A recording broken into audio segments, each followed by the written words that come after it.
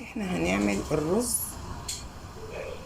عشان نعمل الايه الرز بالبشاميل. بنعصج اللحمه وهسوي الرز. ادي الرز اهو، حطيت له الزيت واسيبه يقدح. احط له ايه، عندي فص مستكه، احط له فص مستكه. المستكه بتخلي ريحته حلوه.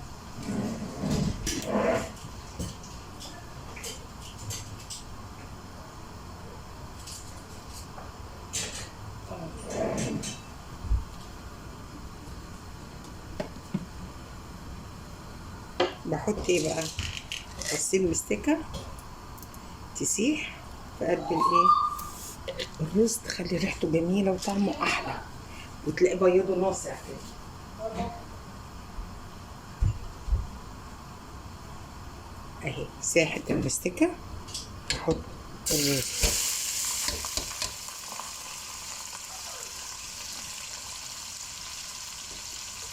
الرز بقى نقلبه شويه في الزيت كده. بحط له زبده بس في الاخر، زبده. لو قدحه سمنه بلدي انت مسيحاها في البيت انما اي حاجه من البطرمانات اللي هي بره معموله دي من العلب لا. افضل اقلب فيه كده لما احط له الميه بتاعته اهو، الشمع اهو. يلا احط له ميته، احط له الملح، مش اكتر من كده. وبيطلع والله بيطلع جميل، احلى من الرز المعمر. خلوا بالكم ان الرز دلوقتي بتاع حتى الضحى بياخد ميه، يعني الرز في مصر كله بقى بيشرب ميه، لان اصلا هو جاي من بره، مش زارعينها احنا. بطلنا نزرع وبقينا نجيب، وفرنا الميه وبقينا نجيب بالذره.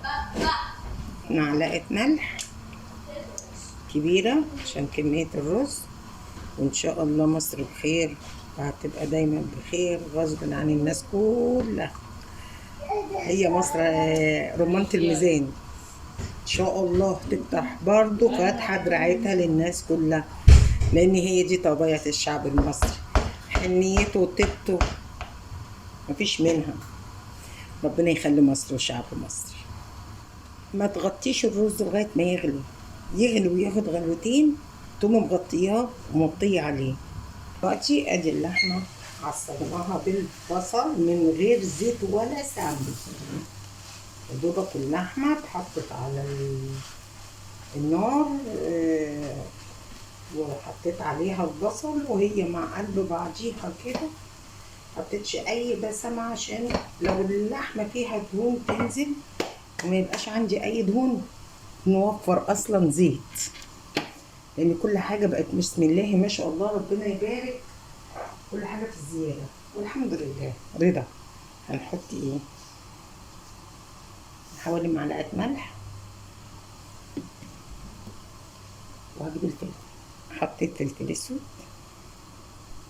حوالي معلقه كبيره عشان تطعم اللحمه، لان انا مش مستعمله اي ماجي ولا اي حاجات من دي، كله طبيعي وحتى من غير دسم. طالما في لحمه خلاص مش ضروري الماجي خالص، ملوش لزوم. ادي هعمل ايه بقى، اقوم سلقه البسله والجزر اللي هيتحطوا مع الرز. اهي انا حطيت لها كوبايتين ميه عشان تستوي كويس اللحمه.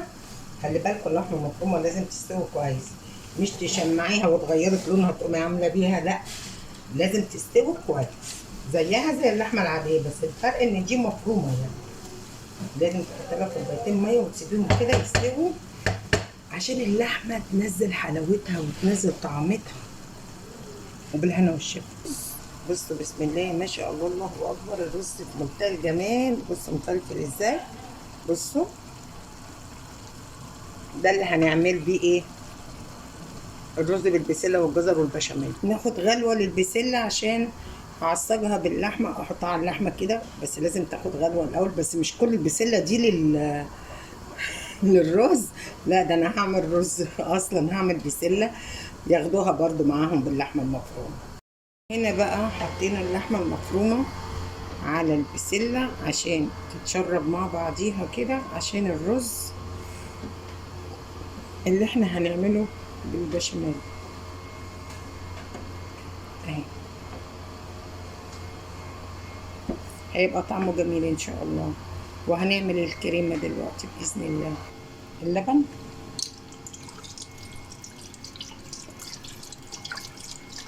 عشان اعمل البشاميل للمكرونة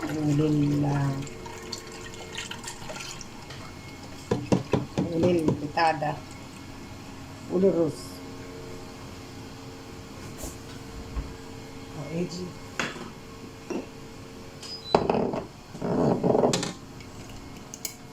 الدقيق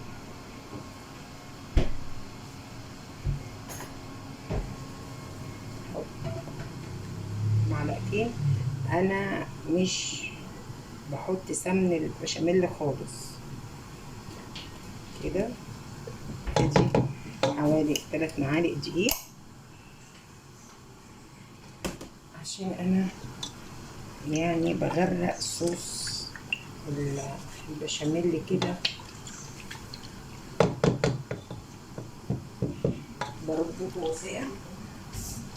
الدقيق ده حلو، ملوش ريحه ولسه جديد، عشان كده ما طيرتش ريحته على النار، لان هو اصلا الجو مولع، مفيش حاجه اصلا،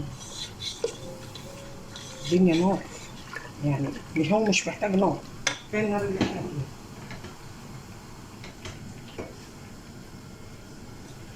واديني بفك اللبن في الدقيق، وبعد كده احط الكيلو التاني واحط على النار، ومحطاله بقى ميكس جبن، هو ده اللي بيطعم البشاميل. هحط الكيلو تاني دابت خلاص. بصوا مفيش، خلاص فك اهو. هحطه على النار.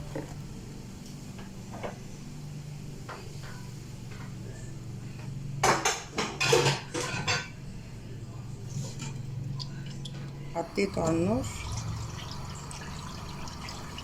انا ما بخليش الكريمه تقيله قوي،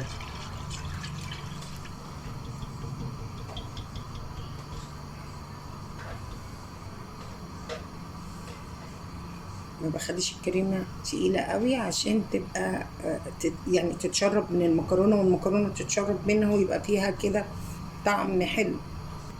بنقلب على النار عشان ما يتقلش.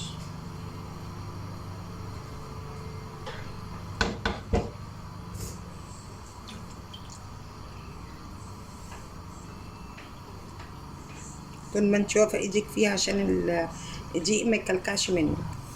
اهو ابتدت تتقل معايا، وجايبه انا الميكس الجبن ده وموزاريلا ان شاء الله باذن الله من غير ما اقطع، تبقى الكريمه طعمها جميل. تقلت اهي.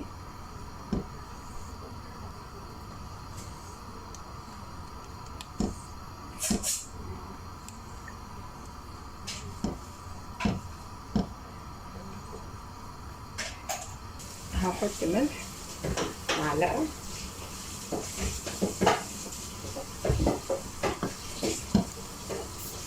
لقيت وتقل شويه حلو كده.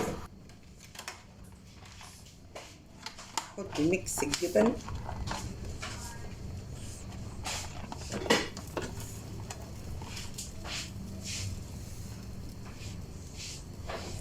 ميكس الجبن ده هيخليها طعمها جميل.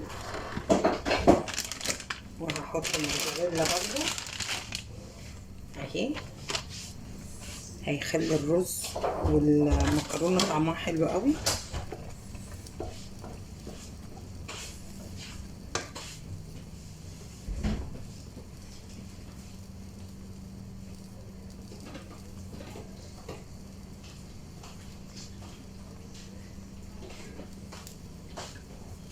هحط بقى شويه لبن عليها كده عشان انا مش عايزاها تقيله قوي.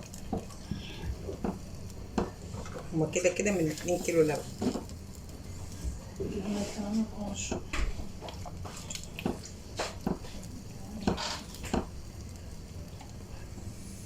هطفي النار، سيب الجبنة تسيح. انا كل ده عاملاه من غير سمن ومن غير زيت. كل المكرونه ده والحاجات اللي انا عاملاها، كل الاكل والرز من غير الا حبه الزيت اللي فلفلت فيهم الرز بس. المكرونه ما فيهاش سمن خالص، ما فيهاش دسم خالص. اللي ممكن احطه حبه كريمه. انا ما ضفتش اي دسم، هي كفايه عليا علبه الكريمه وعلبه اللبن خالي وعلبه كامل، عشان ما يبقاش الاكل تقيل قوي. اهو مفيش اي دسامه، والله ما في اي نقطه زيت اتحطت في المكرونه خالص. حبه ملح، شويه فلفل اسود بس. وممكن حبه جوز الطيب، بيخلي للكريمه طعم. شويه جوز الطيب في الكريمه كده بيخلوا لها طعم.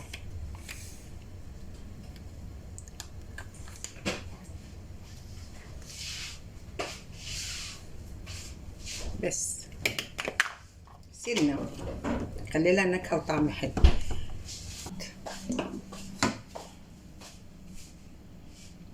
شويه كده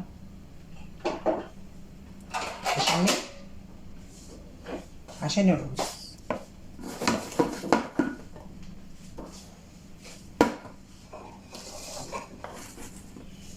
هجيب الرز وهحطه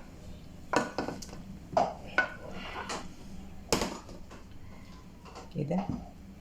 الرز يعني ما يبقاش مستوي قوي، يعني تبقى فيه ندغه كده، عشان لما ياخد سوى الفرن كده وحميان الفرن ما يبقاش معجن، يعني ها يبقى فيه ندغه شويه.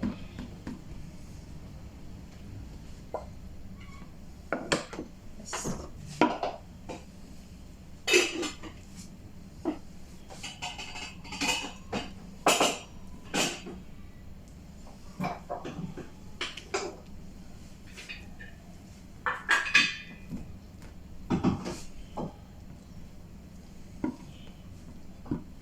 حتى الرز لما بياكل من طعم البشاميل بيبقى الرز نفسه طعمه حلو، يعني طعم البشاميل كده بيبقى طعمه حلو.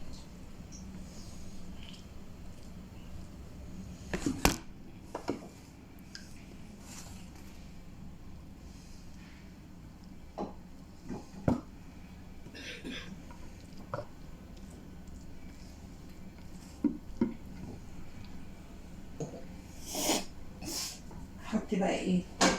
بسله وجزر.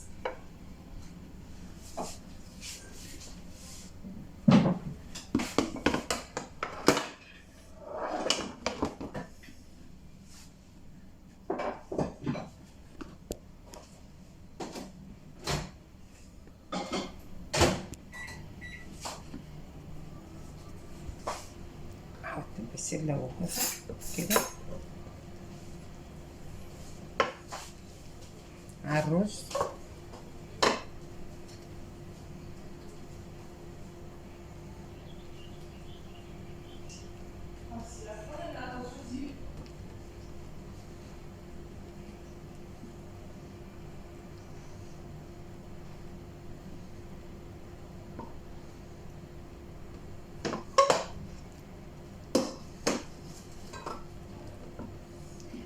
الحيطة بتاعت الأطباق البركس كلها صغيرة.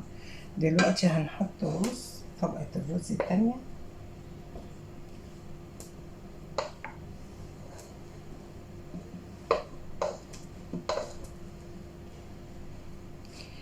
ودي بقى محتاجة الإيد اللي تسويها. بضغط على إيدي على الرز بإيدي كده عشان الطبقة تطلع متماسكة، متبقاش ويطلع مضغوط كده، عشان حتى تبقى في مساحة. ايدي نضيفة ومغسولة. وهحط بعد كده البشاميل، بس ده لازم تحطيه في الكبشة عشان ما يسيحش منك، ما يتدهولش يعني، ما تبقاش، لان دي طبقة صغيرة مش زي المكرونة البشاميل. المكرونة البشاميل اللي بتحب تغرق في الكريمة. ده كده خلص ونرجع. خلصت كده المكرونة، خلصنا كده الرز بالبشاميل، واحط عليه شوية ايه جبن كده ويبرد واحطه في الفريزر واخده معايا الساحل بقى على طول الفرن. كل سنة وانتم طيبين، كل سنة وانتم طيبين. البسلة والرز جميل ازاي، بالهنا والشفا.